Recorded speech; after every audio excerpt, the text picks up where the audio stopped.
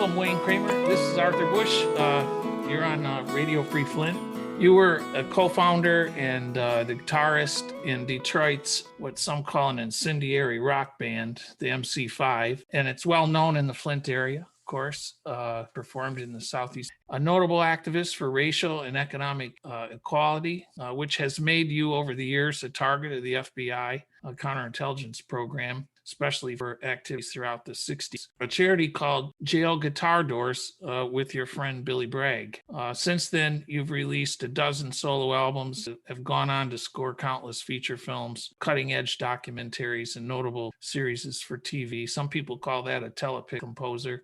You're also considered a pioneer in both punk rock and heavy metal rock. And then from there, you co-founded in 2009. You were inspired, again, as I said, by Billy Bragg to form this group, Jail Guitar Doors USA, which is a charity that puts on concerts in prisons and donates guitars to inmates for use and rehabilitation. And it's the latter that I'd like to spend a good amount of my time with you today. I might also say that Wayne Kramer has also, in his group, the MC5, have also been nominated multiple times by the Rock and Roll Hall of Fame. So with all that said, you're from Detroit. Born and raised. And eventually, somehow, you ended up on Harsons Island. Yes. How it was terrific. How'd that happen? Well, my dad served in the Marine Corps in World War II and fought in the island-to-island fighting. And he got shot up, came back from the war with a severe case of PTSD. And I don't think he was comfortable in the city. And one of my uncles owned some property on Harsons Island. And so we moved up there, and he and my uncle were going to develop this property. And it was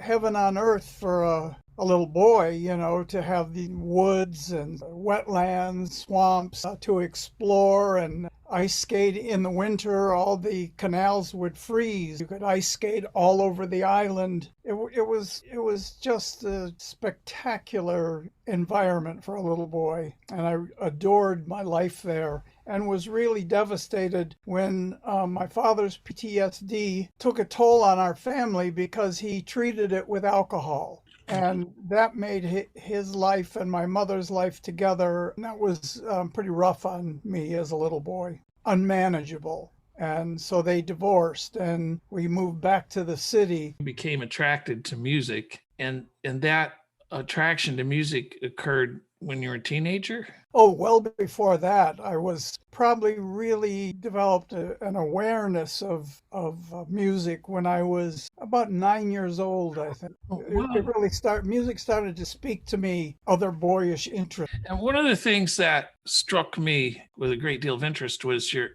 you were interested in jazz music, and you've maintained that interest for a long time. In fact, I'm working my way through a course now in jazz improvisation. Now, jazz is no stranger, obviously, to Detroit. The city of Detroit is legendary for jazz, and they have one of the world's best jazz festivals in Detroit every summer. Have you ever played at it? Or? No, I've done the Concert of Colors for a number of years, but never appeared at the Jazz Fest. That would be a real thrill. I made a jazz album a few years ago, and I'd love to be able to perform that music, Detroit. Wayne, you're named one of the top 100 guitarists in the history of music by Rolling Stone magazine. How did you get from there to punk rock music? I'm not sure. Do you accept that label of your music as punk rock? Well, I understand it. You know, the MC5 represented an uncompromising anti-establishment stance. You know, we were anti-imperialist, anti-racist, and anti-gravity. And so I understand, you know, how the punks claim the MC5. I get that, the passion that we had for what we were doing. One of the things that's impressive is that you have carried on what really is a Detroit tradition, if you will, of progressive thought and progressive action. We can go a long ways back into the history of our region, both the town I'm from, Flint, with its sit-down strikes, various. The whole history of organized labor. The union movement in America really took hold with the United Auto Worker fight for the 40-hour work week, the Port Huron Statement of Tom Hayden and company, the founders of SDS. You know, Detroit has a tradition of honoring hard labor and recognizing its value and fighting for equality in the marketplace. And that led me to also discover that at one point in your career, in the life of your band, you had John Sinclair, who was closely associated with the band MC5. He was our manager. Yeah, he was our interlocutor to the business world. So for my kids that are going to, my millennial children that are going to listen to this podcast, they don't listen very often. Describe John Sinclair, who he is. Explain what his role has. Well, John is from Flint, actually Davison, just outside of Flint, but grew up in Flint and moved to Detroit to go to college, and an iconoclast, had a vision of a way he wanted to live, and it was a nonconformist kind of rejection of the standard American middle class values. And you know, he identified with the coming of the beatnik generation, and he was a poet, loved jazz and dance and graphic arts, and just wanted to live in a world of artists, and ran into some problems with the Detroit Police Department. John liked to smoke marijuana. He had a source for his marijuana who was an elderly African-American man from Flint who was arrested. I think he was looking at a third conviction, which was an automatic 9.5 to 10 years in the Michigan Department of Correction. So they offered him a deal. So he set up John with a narcotics officer from the Detroit Police Department, and they made a buy and bust and charged him with a terrible offense of possession of marijuana, and he ended up serving a 6-month term in the Detroit House of Corrections, DeHoco. I had learned about John from Rob Tyner, the MC5 singer. He had gone down to the artist workshop in downtown Detroit and seen John Sinclair perform poetry and work with jazz musicians, and you know, turned me on to it. He said, "This stuff is fantastic, Wayne. You've got to see it. This is what we've been looking for." At the time, John was at DeHoco, but I had moved down to the neighborhood, and so our band performed at John Sinclair's welcome home party, and we originally had a little conflict because he didn't like white rock and rollers. But the MC5 was more than white rock and rollers, and once he heard us play and he got to meet us, he saw that we had big ears, and he turned us on to the free jazz movement and radical cultural ideas and radical political ideas. Fight with the Detroit Police Department over the marijuana laws in Michigan escalated into a second bust where he wrote a scathing indictment of a poem for the narcotics officer involved, Warner Stringfellow, which, you know, I admired him no end. I thought he was just a pillar of ethics and morality and intelligence and great wit. He was a hilariously funny guy. Convinced him to manage my band, the MC5, and that began a great friendship that's lasted now 50 years. We've had lots of rough times and some great times, and one of the things I'm proudest of is my friendship with Johnson. And John Sinclair also got a lot of attention from law enforcement. He formed a group called the White Panthers, and that was a group that the police were worried about the Black Panthers, which had some kind of, which they thought was violent. That connection sort of drew a lot of it. Well, we found the Black Panthers had asked for there to be a group in the white community to step forward as maybe a White Panthers to do parallel work with the Black Panther Party. And we said that was us. I mean, we admired the Black Panthers. The idea that young brothers in Oakland, California would confront police officers with guns and law books was just about the most exciting, compelling, brave thing that I could imagine. You performed, as I understand it, I'm not quite sure where the venue, you performed in Chicago during the Democratic National Convention, and that achieved a fair amount of national as well. Tell us about that. That's Well, we would play anywhere they'd let us play. I mean, our philosophy, our management philosophy was play anywhere and everywhere you can. And we often played for groups and individuals, the movement, anti-war, civil rights, the fledgling environmental movement, local politicians that were sympathetic to our cause. the news reports were that you played for 8 hours. Yeah. that would have been pretty heroic. I'm afraid we didn't have that kind of stamina. We played a regular 1 hour show. So that might have been fake news, eh? Fake news. Yeah. Many of the listeners to this podcast are going to be in Southeast Michigan, and a lot of them are from our generation. So let's talk for a few minutes about Sherwood and any memories that you have of playing there and so on. Well, I'll recap the tale I told you earlier. That we had a booking there, and it was lucrative for us. And in those days, I think the fee was $1,200, which was a lot of money. The promoter asked us. He was cool with us. He said, I'm going to ask you guys not to say "kick out the jams, motherfucker." He had the police there, and he said just don't say it if you can. And we had faced this situation many times before. We weren't stupid. We understood what was at stake. You've then ended up. The band lasted about 3 years, right? Like that. 8 years from the beginning to. What happened then? It came as a unacknowledged blow to me when the band broke up. I wasn't really conscious of it. But I lost everything. It was my job, but it was more than just my job. It was my status in the community. These were my best friends. The guys in the band were my boyhood, almost childhood friends. It was my road to a future. One day it was all gone, and it really messed me up. I'm not asking for any sympathy. Having your band break up is part of the deal in rock and roll.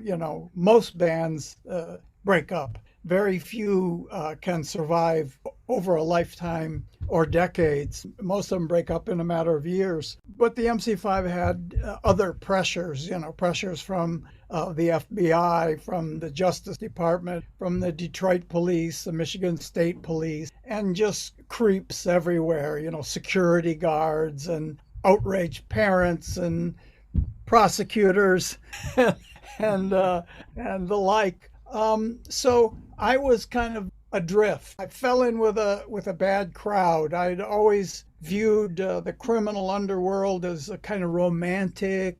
I'm absolutely no good at gangsterism. I'm not a killer. I'm not a violent man. I really didn't even know how to deal drugs. But I was caught and arrested a number of times and ultimately sent to federal prison, where I learned how to deal drugs. They taught me in prison how to actually do it. I know how to do it now. I don't, but if I wanted to, I'd know how to do it. It was like hitting a bottom and then finding out that you're only at the top of the bottom, that there's a deeper bottom yet to go. And it was a pretty dark period for me. I did survive my prison term and came out with nothing but willpower to deal with I had acquired alcoholism and drug addiction. And it was still going to be decades before I finally got to the source of a lot of my trouble, which was my addiction. Finally, at age 50, I was able to outgrow it. And it could be, I give a lot of credit to the 12-step programs, but also it could be I just aged out. In my work today in the prison systems, I see a pattern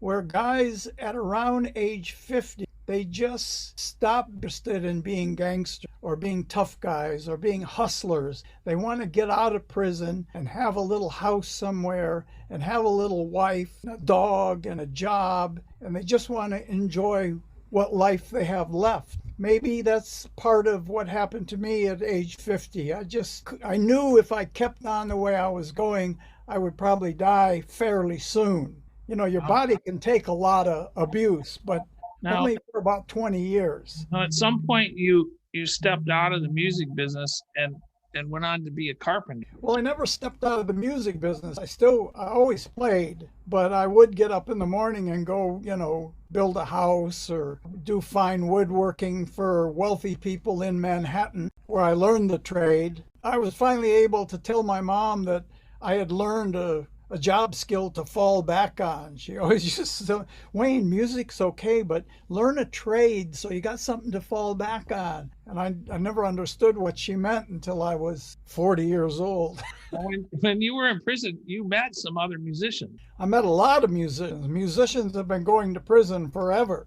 And I met one in particular, a jazz trumpeter named Red Rodney, who was from Philadelphia, and he was, in my prison days, I was in my mid-20s. He was in his mid-50s then, and this was his third time back to the prison we were serving our sentences in. He had come there in the 40s and the 50s, and again in the 70s with me. He played the trumpet with Charlie Parker. In fact, he replaced Miles Davis in the Charlie Parker Quintet, and he was a phenomenal musician and a true master of music and the trumpet, and became my mentor. I call him my musical father. He taught me a Berklee School of Music course in music theory, and we played together in a band, and he was also a great mentor for me in terms of the truth of my addiction and what it means to be a drug-addicted artist in America. So, Wayne, you also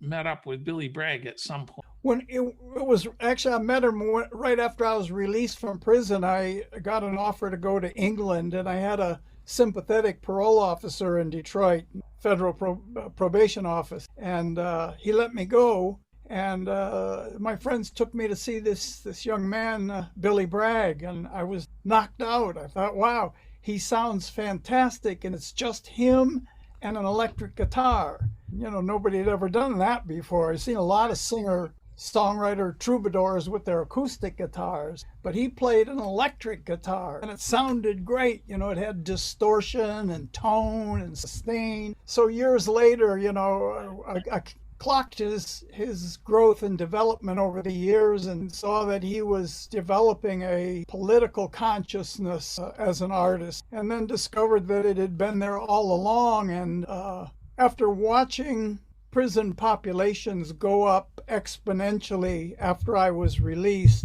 I was finally so angry about it. I kept waiting for some conscious, responsible politician to say, something's wrong here. We're locking up hundreds of thousands of more people every year. When I went to prison in 1975, there were 350,000 people in prison in America, state and federal. There were only 50,000 people in the federal prisons. The rest made up the state prisons. Today we know there's 2.3 million of our fellow citizens under lock and key. So finally I decided I had to do something about it. I had to take some ethical action that moves in the direction of human happiness and away from the direction of human suffering. What could I do? Well, I'm a musician. Music meant a lot to me in prison. I performed regularly for my fellows. It allowed me to be part of the community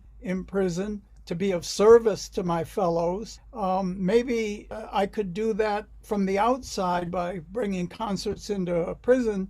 And I asked Billy Bragg to come with me on one. And he told me about independent initiative he had launched in the United Kingdom to use guitars, acoustic guitars, as tools to help prisoners find a way to express complex, often painful emotions and memories. Oh. And the more we talked about it, the more I thought, this is exactly what I'm looking for. So that night after the concert, it was at Sing Sing in New York, Billy Bragg, my wife Margaret Sadi Kramer, and I formed Jail Guitar Doors USA. Today our instruments and our programs are in over 160 American prisons. And we've, in the last year, launched a youth-directed program called CAPO, Community Arts, Programming, and Outreach, to work with young people. If I can put a guitar or a turntable and a microphone in front of a young man and show him that there's another way to live, he might be able to avoid spending his life in the state prison system,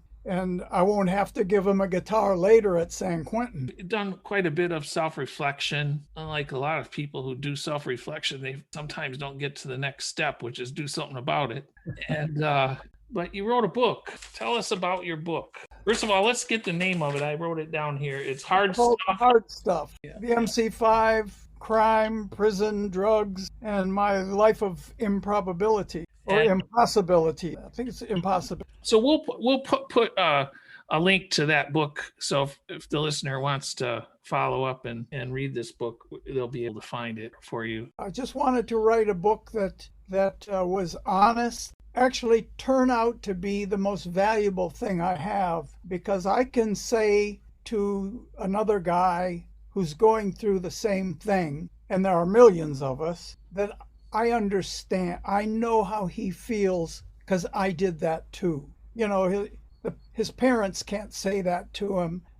His rabbi can't say that to him. His priest can't say it. The police can't say it. His therapist can't say it. But I can say, I know what you went through because I did that. So if I could just tell that story in a book form and keep it interesting, that people stick with the reading all the way to the end, then I've taken another action in the right direction. So Wayne, if people want to help you out with your endeavors with the Guitarist for Door, Jail Guitar Doors. It's hard to say if you're not used to it. All right, so it's awkward. So your charity that you're working with is actually an active charity. It actually does stuff. Yes. And if people want to get involved in that, how would they? They can go to jailguitardoors.org and learn all about what we do, how we do it, who we are, and they can make a donation if they care to help us with money. They can join us. We're always looking for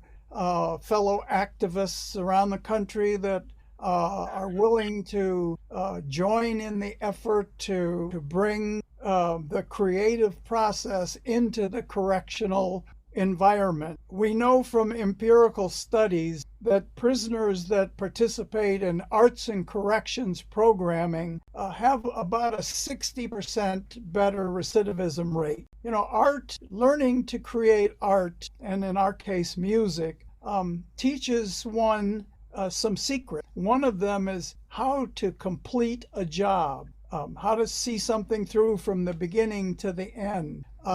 It teaches them how to collaborate with other people. These are skills that are useful in life out here in the world. You know, we all have to collaborate with people that we may not really agree with, but there's a higher purpose. You know, we have some rules in our workshops, and one of them is we do not recognize any gang affiliations, any racial boundaries, any sexual boundaries, any class boundaries. In our workshops, we are all artists, and we are all human beings first. And believe me, people that live in prisons love the opportunity to just be what they are, which is just guys or girls in the women's prison, just to be themselves, to be free to talk about whatever they want to talk about without disrespecting anybody. We have to treat each other with dignity. And wind up here. First of all, I want to thank you again for your time, your generosity of your time. And I would also like to ask, what are you doing today? I mean, what kinds of things are you doing creatively today? Any projects? I have a bunch of projects going. I'd be lost without a bunch of stuff to do. Well, I'm looking at a new film score. There's a terrific film in the works now. I hope it comes. I'm writing new material with a fantastically talented songwriter and a band leader and singer up from Oakland, a guy named Brad Brooks. We were writing together. I have before the pandemic, I was touring the world with a band I called MC5 to perform the music of the MC5. And I have a record in mind that I want to record and perform. And so I'm in the middle of writing all of that music. Jail Guitar Doors, a lot of our operations are suspended because we can't go in the prisons right now because prisons are a hotbed of COVID-19 infections. Prisoners are really taking it on the chin for this. Very, very bad. Yes, here in Michigan, we have a horrific problem that doesn't a lot of will to solve it in a way. I'm a little surprised in such a rush. Yeah, it's the same here in California. I'm sure it's the same around the country. I mean, prisoners are always last on the list. Fair amount of success. And I wish you well in your endeavors. As I said, I appreciate your time. And I know there are many people in the Flint area that still admire your band and admire your work. So for all of them, thank you for all the good times. Well, to all my friends and fans in the Flint area, it's great to have a chance to chat. And last time I was there, me and Tom Morello played at what was that club? Factory, the Mill, the Machine Shop. Machine Shop. That's it. I remember because all the guys that worked there were all strapped. They had a runner that would take us back and forth to the hotel. You go over for the sound check, you come back, and the club manager said, Jim there, he'll take you. Don't worry, he's armed.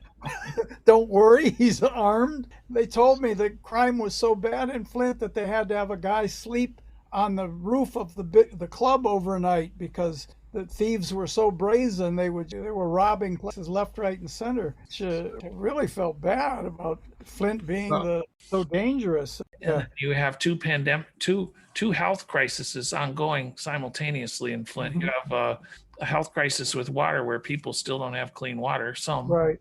And then you also have the COVID-19. So it's a city that's in great need. So whatever you can do to spread that word. You never wrote a song about Flint, did you? Not yet. Got me thinking though. All right. Well, I'll tell you who could be the subject of a great song was the black church lady who interrupted Donald Trump when he came to Flint. They were having a recognition of some kind, and he was campaigning when he was running for the office of president. And he came to Flint, and he got up there and he started blathering like he does, talking his inane bullshit. And the church lady walked up and said, Mr. Trump, we didn't invite you here to talk about that. This is our ceremony and we're doing something. And he's like, oh, excuse me, Oxy, I'm so sorry. Oh, yeah. I mean, he was so unaware of his environment, so self-obsessed, and she busted his ass right out of that. I was so proud of her. Like, you go, girl. But anyway, take care, Wayne. Nice talking to you, and I hope we meet up again. Wish you well.